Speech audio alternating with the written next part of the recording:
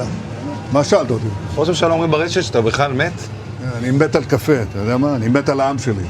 איך הם מתנהגים, פנטסטי. אתה רוצה לספור את מספר אצבעות? אתה יכול להראות לנו? פה. פה. היית? יפה מאוד. לחיים. ראש הממשלה מסר לאנשים שיוצאים ומתאווררים? לצאת להתאוורר, אבל ליד מרחב מוגן. והעמידה שלכם היא מדהימה, נותנת כוח לי, לממשלה, לצה"ל, למוסד. אנחנו עושים דברים שאני לא יכול לשתף ברגע זה, אבל עושים דברים מכים באיראן חזק מאוד, גם ביום הזה, גם בלבנון, ממשיכים. אתם אומרים לי להמשיך? אני אומר לכולכם, גם אתם תמשיכו. תמשיכו להישמע להוראות פיקוד העורף, כל הזמן, להישמע להוראות פיקוד העורף, וגם לראשי הערים, להיות תמיד ליד מרחב מוגן. אנחנו נקל ככל שהדבר ניתן. ותודה לך על הקפה, הוא מצוין. אני לא יודע לגבי הקלוריות, זה נראה לי מסוכן מאוד.